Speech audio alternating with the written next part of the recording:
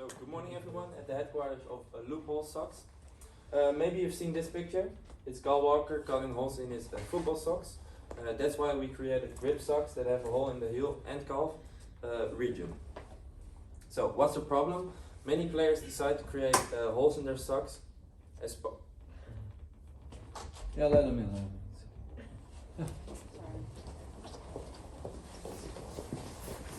part of a ritual before playing certain games, since tight socks can cause injuries. So first of all, we did a desk research and we found this research from Koen Lorijn from the Men's Health magazine. He states if a football player has small feet compared to his calf, the socks can be tight on the calf and then can cause tension, which can cause cramps and injuries. We also asked one professional rugby player, several teammates from us, and a coach, and a professional field hockey player. The rugby player told us they have a lot of tension because of the socks, so he validates our problem, and they slide in their feet, in their shoes. The football players told us the same, and field hockey players told us there's no problem. She doesn't know, she couldn't tell us why, but she doesn't experience the problem. And we also sent out a questionnaire. The questionnaire added the grip sock to our problem because in the questionnaire, from the 38 people, 35 people told us that they slide in their shoes. So grip socks would be a solution to that. So as for the market scan, so for the demographics portion, there's a growing interest in sports and fitness activities among all age groups. So we see like the niche in boosting like the sports sock market. And economically wise, there's a fluctuation that can impact consumers and how much they're willing to spend on and invest in proper socks that will help them to their peak performance during their games. For the social cultural, the increasing focus on health and wellness might lead to a higher demand in performance enhancing sports socks. So technological advances in materials can lead to development of moisture wickening or antimicrobacterial high performance, etc. And e-commerce online retail platforms can provide a significant channel for sports socks. So ecologically, growing environmental consciousness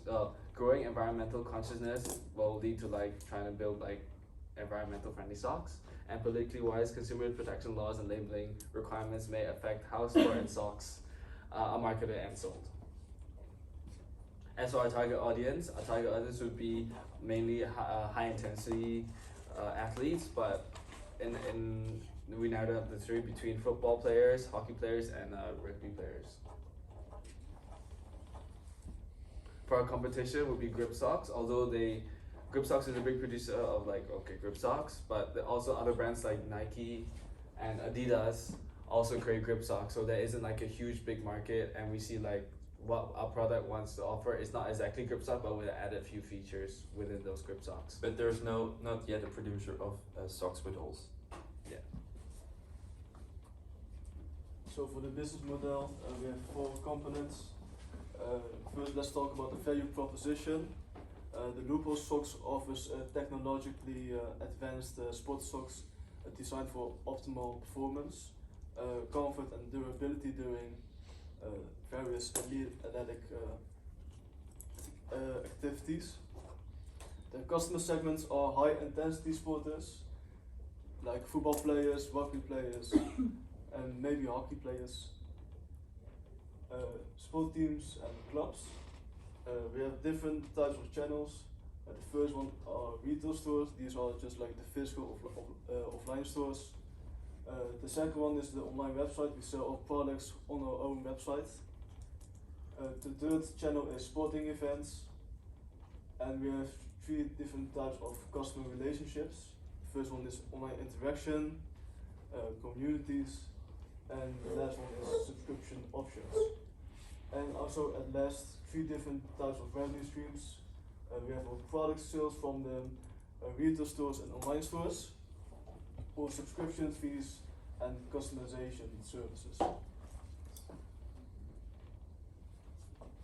So as for our demo, so our goal is to create a pair of socks that not only have grip but also have a hole within the calf and heel region. And we thought as a manufacturer we could this Chinese company that creates them. And basically, in order to make a unique selling point for our socks, we thought that maybe the shapes of the holes could be different. Although we have to avoid like triangles, because when you're like playing sports and whatnot, those can easily lead to them like expanding and making a bigger hole. As for our distribution channels, would be various sports stores and online web shops. So for the sales, we did some desk research, and we concluded that the Nike socks have a price range between 25 and 30 euros for a pair of two pairs of socks. For the Adidas, the price ranges were between 30 and 25 euros. So now let's talk about our own product. The pricing strategy that we are using is penetration pricing. This means that we sell our products with initially lower prices than our planned price. The cost of a product now would be 10 euros per two pairs, and we did some desk research. For a basic pair of cotton socks, it starts at 50 cents, but it can go up to 5 euros depending on the design and the quality of materials that you use for your products.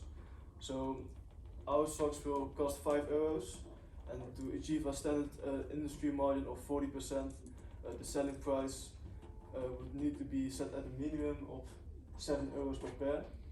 To enhance both customer appeal and profitability, we'll offer two pairs of Lupo socks at a competitive price of 14 euros and 99 cents. So, at last we have three different types of distribution, ways of distribution. The sport shops, examples are Decathlon, Intersport, Actiesport. Our online web shops, and collaborating with professional sport teams. Yes, for the marketing, we are going to do the same as the already popular brands like Decathlon and Ajax and other sports clubs, because why invent a bad thing when you can just copy a good thing? We're going to be on social media like TikTok, Snapchat, Instagram, just promoting our socks so we can reach a broad as possible audience. For the financial part, we did a forecast of the Dutch market. The total, this for the football market in Holland, the total football market in Holland is 1.2 million people that play football. And with our questionnaire, we just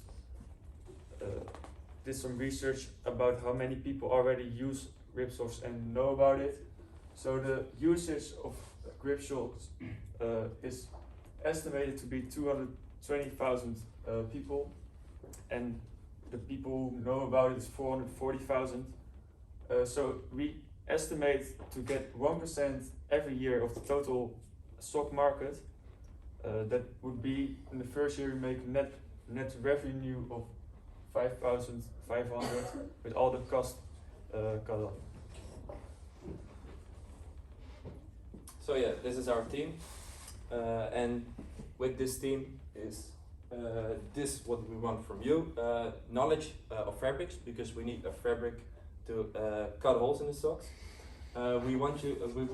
We want to know if you would buy a share of our company for a reasonable price, and are you able to introduce you to a broader network of investor, because we need more money than the investment we ask from you, which is 10,525 euros. Yeah. And So yeah, this was just the 10,000 will just cover the first cost of the making of the socks. for the first year. Yes. Oké.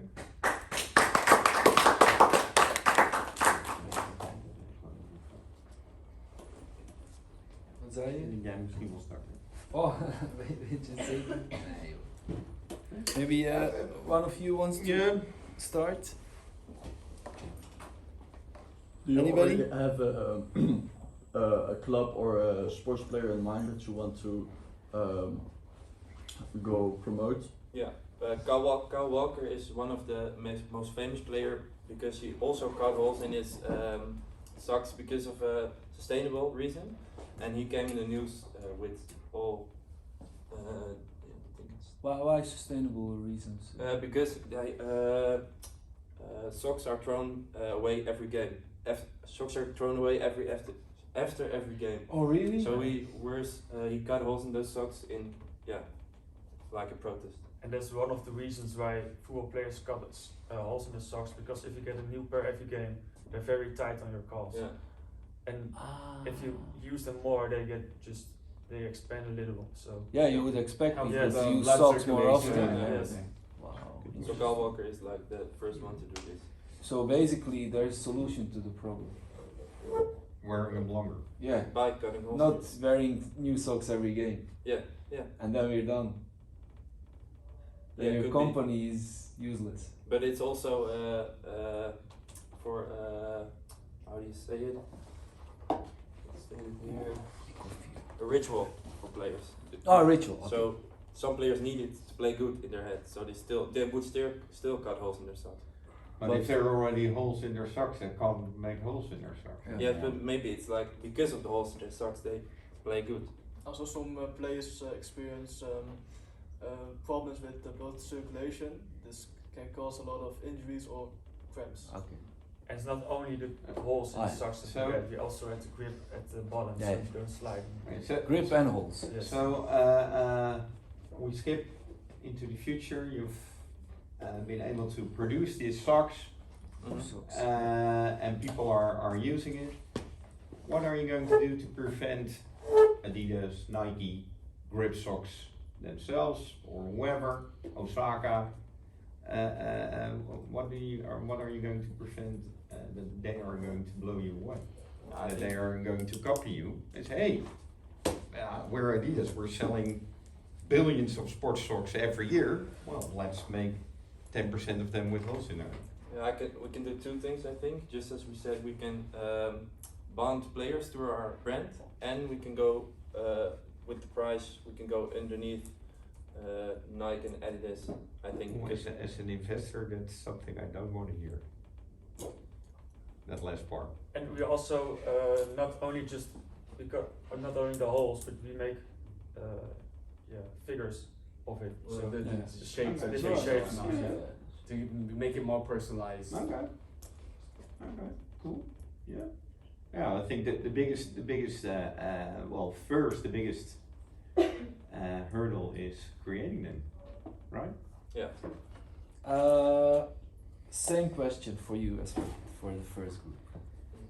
Of all the things you young guys and traveling and chilling, exploring the world, and you want to spend the rest of your life in socks. Now maybe I think it's cool to have because my passion is football. So maybe if I can combine my job with being in the soccer business, that would be my Yeah, I but like it's that. socks. And it's not, we're starting as socks, but doesn't mean we all have to stay our whole lives in the sock business. You can build a company of this. So maybe if this is good, you can expand to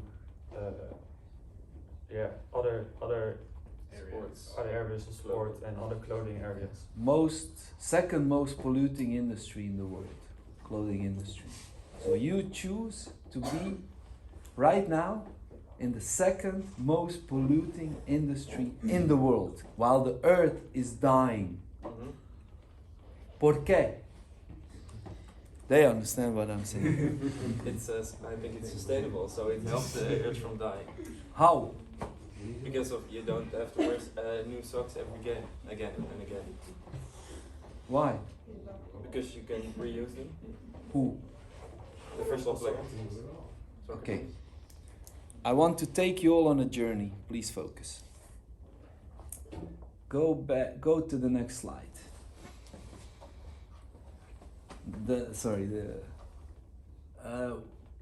One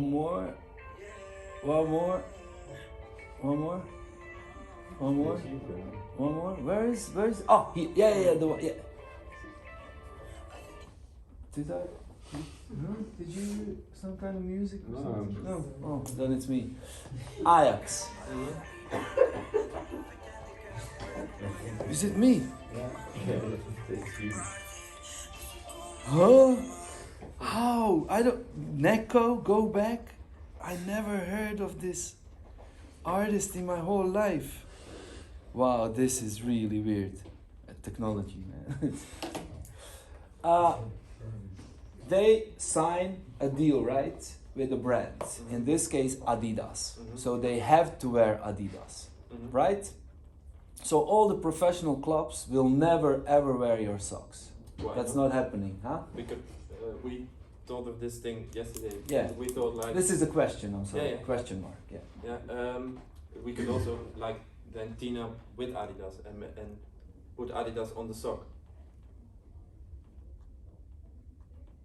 And then provide them to the professional clubs. So you're going through Nike and Adidas. Yeah. Yeah. So you're not there. Well, if we want to deliver those socks to professional clubs, Oh. So they will buy your socks Yes. and then. put Adidas But on then you're in a different business, right? You're in business to business market. So you're just a research and development company it. Mm-hmm. who's actually selling your ideas or products to Nikes and Adidas. Mm-hmm. Yeah? Yeah. Or not? Yeah. Yeah. I get it. So you just the question mark. Yeah. Yeah. I get it. Yeah? Okay. So that, and then I have two sons playing soccer as amateurs. I don't know if you're amateur or professional. Amateur. Yeah. Amateur. SDZ, AVV SDZ, Amsterdam West. They have to buy the club tenues through the web shop of the club, Mm. and the club has a deal with the manufacturer of clothing, including socks with SDZ AVV on it. Mm-hmm. And this goes for everybody who's playing soccer in the whole of the Netherlands Mm-hmm. And hockey. and hockey. So you will sell 0 socks to them. I don't think it's that because This is my assumption. the club where I play at, everybody has to buy their own socks. Their own socks. Yes, and Just I know one. it's where you as well. Yeah, the same, but it's just one color. You just have to buy the same color. Okay. So you will sell some, but most of the clubs have their own tenues, right? Mm-hmm. I mean, I don't know. I most of the clubs in my region don't have a special supplier for the socks. How many % of the clubs do not have? I think like I can't came up with one. So everybody has to buy their own socks. So this is interesting. My whole experience is based on what I know, and your whole experience is based on what you know. Interesting. What I'm just saying is, please argument. You should have been step ahead of these questions, Yeah. right? Yeah. So next time you're pitching a business idea, be a step ahead. Think of us. Yeah. You don't know me, I know, but think of, because if I give you money, I want to be 100% sure that I'm gonna get my money back, or at least as sure as I possibly can. So every maybe or I think is not good enough. Just go, oh, But blah blah blah. This is my potential. If your potential market was 10,000, but your price was 80 because you were in a premium market, that would be interesting. I would go like, oh, 10,000 socks, 800,000 revenue, profit range of 60%. Oh, I could make 600,000. I would give you 20 without even asking anything. But is it always possible If to you know have? what I mean. Yeah, I know. But this is just a question for me. But is it also always possible to have no maybes and ifs when you pitch something? Well, what I see here is a lot of assumptions. Go back to the one slide, please. I will show you. Yes. Just as the learning experience. This slide says nothing. Go to the last one, to the one before, one before, one before, one before. Yeah, there's nothing here. If you read this, it's nothing. I could go to ChatGPT and make me a general D-step analysis. That's it. There's no figures on it. There's no validation. There's nothing. Do you know what I mean? Yeah. So would you give me money with this kind of information? Definitely, 100% no. But it's learning experience. We're okay to fail, so don't be mad at me. I'm just saying, for the next time in your life, it's better to have just, okay, there are 10 million dogs in the Netherlands. They eat 3 cans of dog food a day. That's 54 million cans of dog food in the Netherlands daily, for example. Average price is €1. Yeah, that's 54 million euro potential market on a daily basis, times 365 days a year. That's fucking huge market. I'd rather go with the dog food. Yeah, but it's If you penetrate 0.001% of that market, we're still making millions. But would, This- would you want to be in the dog market food? But I'm a filthy capitalist. I don't give a shit. I just want to make money. That was my role here today. Thank you guys.